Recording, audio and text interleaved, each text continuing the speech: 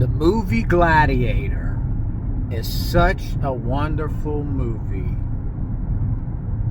And so I'm going to give you a review and a recap, because I just went over it with a buddy of mine that we worked together. The movie Gladiator, as a man, you really have to pay attention very closely to what this film is depicting, because there's a few key things that us men spiritually are going through in life. If you're not familiar with this movie, press pause, go watch it, and then come back, because I'm gonna give some spoilers, and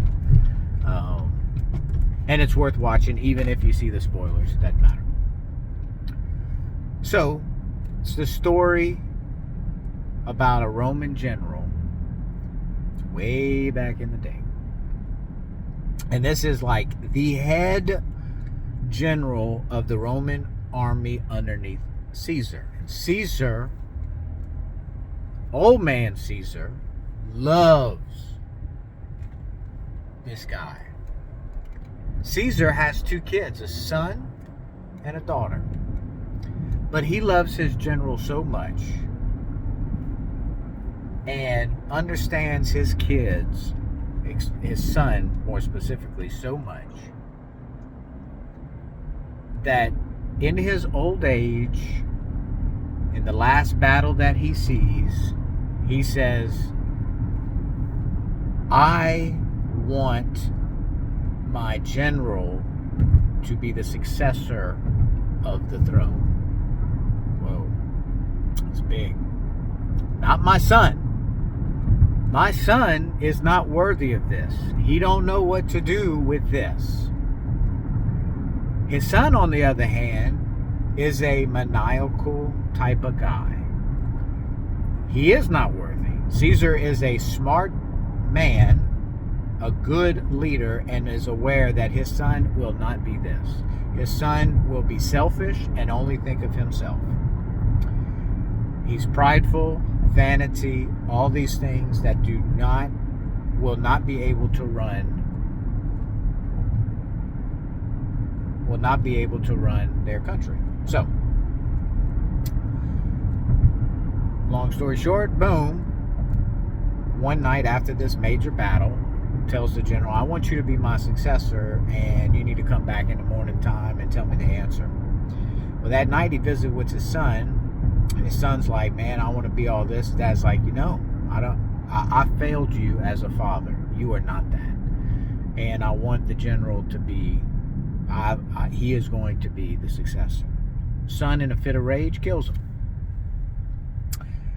And as you can believe, it was not the year 2025 with cell phones and all this data around that. Boom, he got away with it and says, hey, my dad died in his sleep. And no, I didn't choke him. He died in his sleep. And yeah, I'm the new Caesar. Boom. So the general wakes up in the morning to go talk to Caesar.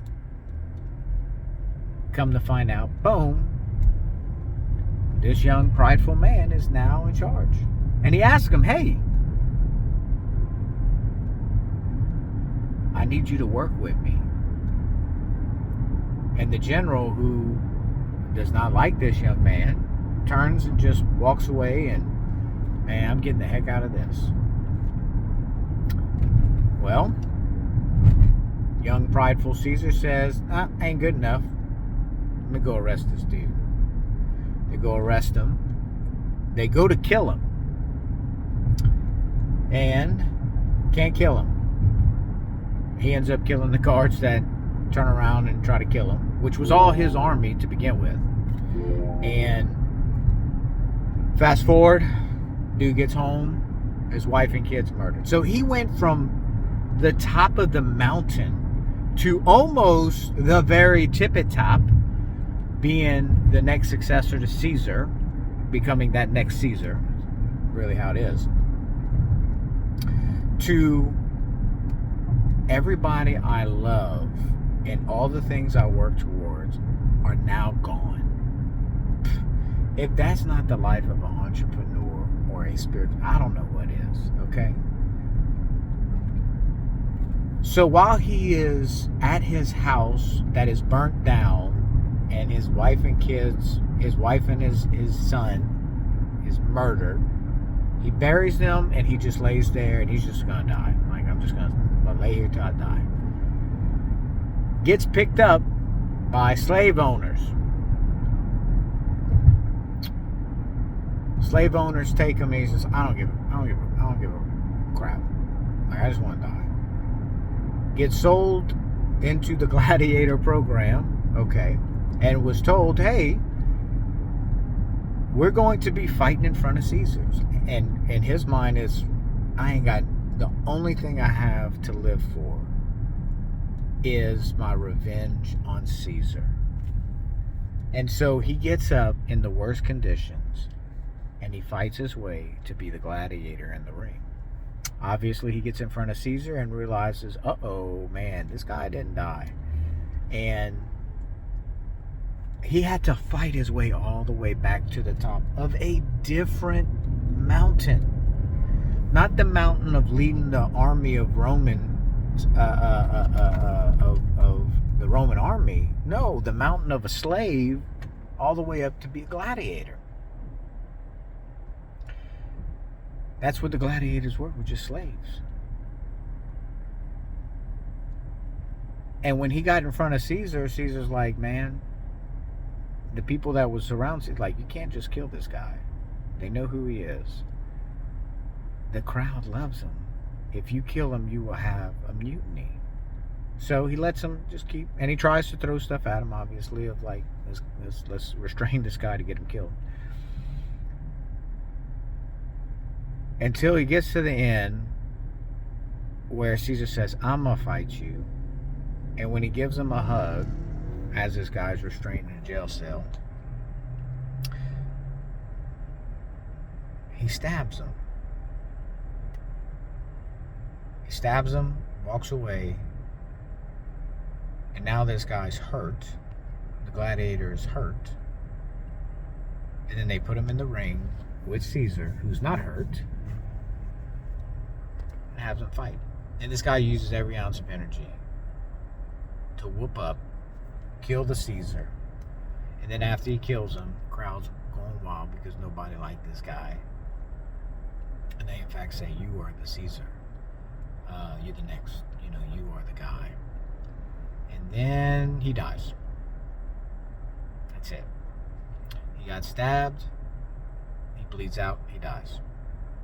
So what's the moral of the story? The life of a man is consistent battles where you rise to the top and then you get kicked all the way down. And it's your job to rise back up again, knowing that you are going to die doing this. This is your life journey. You are going to die doing this. If you know the outcome is that you are going to die doing this, you might as well fight as hard as you can every day for the right reasons, for your wife, for your kids, because it is inevitable that you're going to die. And what is it worth if you turn around and you are not trying to do those things? You're going to live a life of regret and hurt, and you're not going to achieve any goal. And so you have to look at yourself as a warrior, that I can take all this, I will be cut down, I will be not at the top most of the time. In fact, when I get there, I'm going to be knocked down. More than likely, I'm going to get my ass kicked and be knocked down. And, excuse my French, sorry. And so, it's my job to keep doing it, because I have to show my wife and kids, and especially if you have a son, that this is what a man does. And This is what a man does. This is how we survive, because we have to take care of people. It's a man's job to take care of people. That's what God put us on this earth to do. And it's to fight and fight and fight every day. And so Gladiator depicts this very, very well.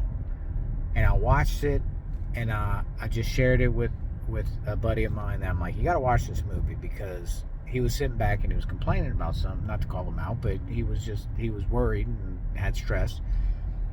I'm like, man, let it all go and just fight. Let it go and just fight.